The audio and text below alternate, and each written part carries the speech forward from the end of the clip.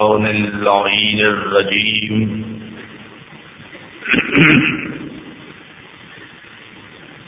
بسم الله الرحمن الرحيم الحمد لله الذي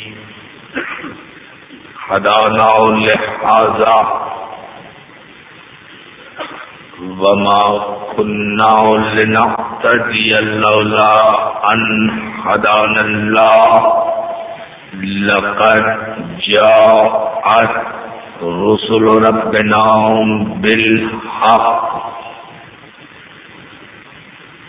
والصلاة والسلام والتحية والإكرام على سيد أسلم ما في الوجود سر الله في كل موجود نقطة دائرة الوجود صاحب لواء الحمد والمقام المحمود سيدنا الممجد المصطفى الأمجد المحمود الأحمد أبي القاسم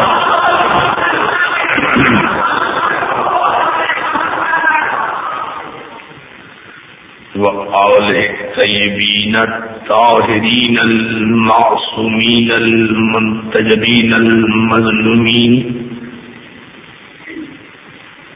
ولعنة الله على أعدائهم أجمعين من يومنا هذا إلى يوم الدين أما بعد فقد قال حق سبحانه وتعالى أيها الناس قولوا لا إله إلا الله تفلحوا الصلاة.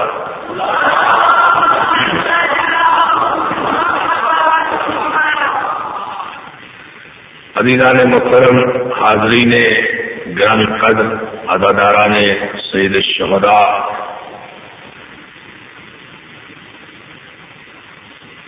رضا خان ابو طالب میں آپ کے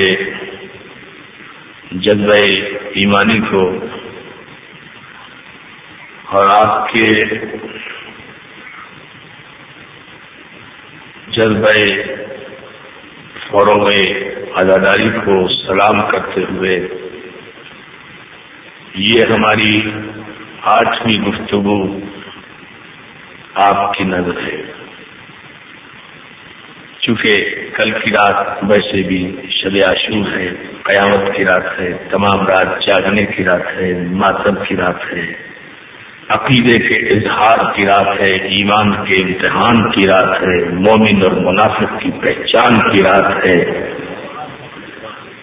تو یہ ہم ان مجالس میں آپ حضرات کی سماعتوں کی نظر جو افکار کر رہے ہیں ان کا مقصد یہ ہے کہ ملت اسلامیہ ہمارے عقائد کو آیات قرآنی کی روشنی میں سمجھنے کی کوشش کرے. ہم نے اب تک عقیدے پر جس قدر گفتگو کی اس کا مقصد قرآن مجید کی آیات کی روشنی میں اپنے ان بنیادی مسلمات کو بیان کرنا ہے جو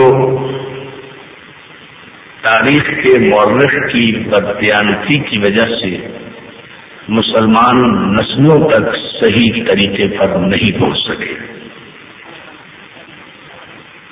اس لیے کہ تاریخ کے مورخ کا قلم بہت کم دیانتدار ہاتھوں میں رہا ہے اور اکثر کہا یہ گیا کہ تاریخ نویسی ہو رہی ہے، فلاں دور میں تاریخ نویسی بہت ہوئی.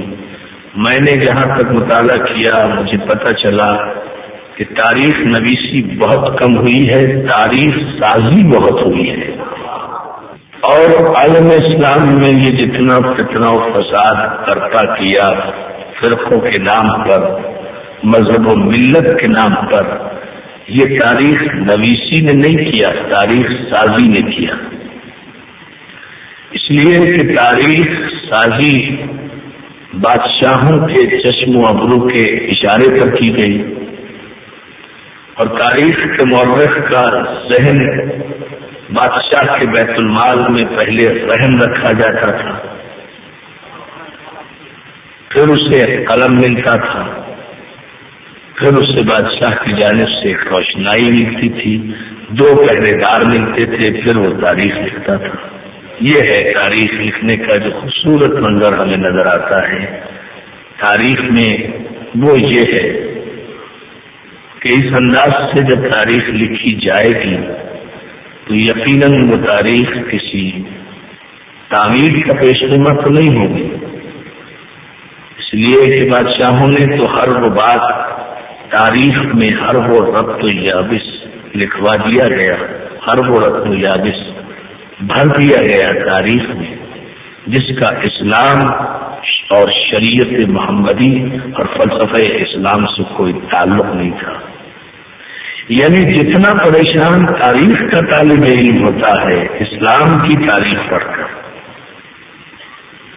اتنا پریشان کوئی اور نہیں ہوتا. اسے سمجھ میں نہیں آتا ہے میں کیا پڑھوں، کسے صحیح کہوں، کسے غلط کہوں.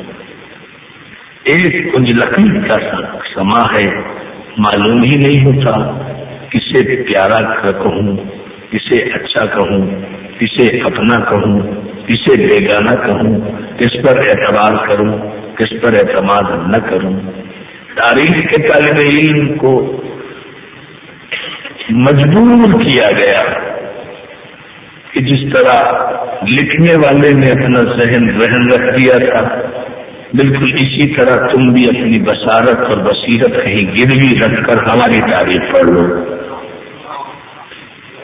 نوجوانوں سے خطاب ہے میرا، یہ عقل ذہن میں رہے جو میں عرض کرنا چاہ رہا ہوں. کچھ اہم سی بات ہے. تاریخ کے طالب علم کو یہ کہا گیا کہ تم لوگ اپنی بصیرت، اپنی بصارت، اپنی سوچ، اپنی فکر، یعنی اللہ کی وہ تمام نعمتیں جو تمہیں تدبر، تعقل اور تفکر کے لیے دی گئی ہیں، ان سب کو گروی رکھ لو اور اس کے بعد پڑھتے چلے جاؤ. پوچھو کچھ نہیں کہ ایسا ہوا کیوں. تاریخ کے طالب علم جب تک بچے رہتے ہیں، اسکولوں میں رہتے ہیں، اکیڈمک ایج میں رہتے ہیں، ابتدائی تعلیم میں رہتے ہیں، تب تک وہ پڑھتے چلے جاتے ہیں جو ماسٹر صاحب پڑھاتے چلے جاتے ہیں.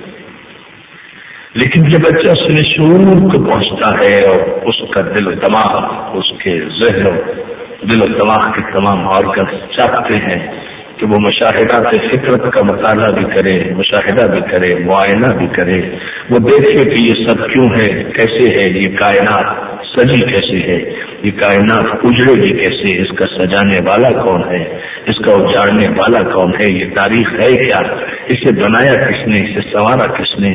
تو جب اس میں یہ سوچ اور غلبہ پیدا ہوتا ہے تو وہ یہ سوچتا ہے کہ صاحب اس تاریخ کو پڑھ کر دیکھیں. لیکن اب جب کہ وہ کالج میں ہے، یونیورسٹی میں ہے، تو اب وہ ان روایات کی زنجیروں کو توڑ کر چاہتا ہے کہ تاریخ کا مطالعہ کرے.